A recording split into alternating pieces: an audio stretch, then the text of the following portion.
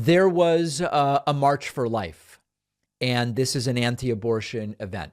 Former NFL coach Tony Dungy, who I didn't realize was a sort of right-wing extremist, he spoke at the March for Life, and he drew a parallel between NFL football player Damar Hamlin's cardiac arrest and abortion. What is the connection? I sure as hell don't know, but let's see if we can understand it as Tony Dungy explains it. Well, those prayers were answered. Damar's recovering now. He's home. He's been released from the hospital. But what's the lesson in that? You know, an unbelievable thing happened that night. A professional football game with millions of dollars of ticket money and advertising money on the line. That game was canceled. Why? Because a life was at stake. And people wanted to see that life saved. Even people who aren't necessarily religious got together and called on God. Well, that should be encouraging to us because that's exactly why we're here today. Wait a second. Because every day in this country, innocent lives are at stake.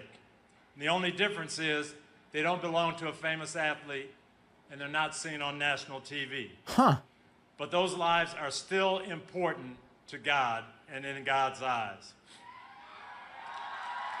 So I did not realize that Tony Dungy had these views. And there are a couple important things I think to mention here. You can be individually pro-life or pro-choice, you know, for abortion, against abortion in some cases or not, whatever, right? I mean, it is your choice. When we say pro-choice, I'm certainly not saying pro-choice means everyone must be in favor of abortion being safe, available, and legal.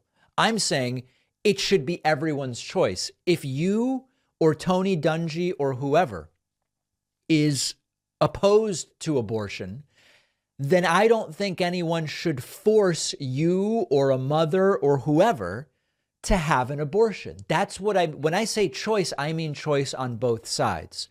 But when they liken abortion to the Damar Hamlin situation, which, by the way, it's such a stretch, it doesn't even make any sense whatsoever.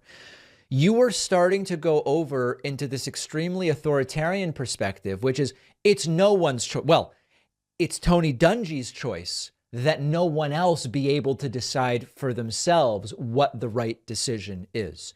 There are people who can choose not to get an abortion for whatever reason they want. That's part of the choice. But they want to take choice away from everybody. They want to take bodily autonomy away from women and families in consultation with whoever they want to consult with. If you as a pregnant woman want to consult with your clergy about what you should do, that's your choice and that's fine. That's part of the choice we're talking about. But to say that the woman should not even have on the table the choice to say, well, what's right for me is an abortion, that is where these people go completely haywire. And by the way, against their own principles of keep government out of stuff to the extent that we can. One other thing, the stick to sports crowd is very silent, very, very silent. The shut up and dribble LeBron people are very, very quiet when it comes to someone like Tony Dungy expressing an anti-abortion view, which is just part, of course, of that hypocrisy that they have.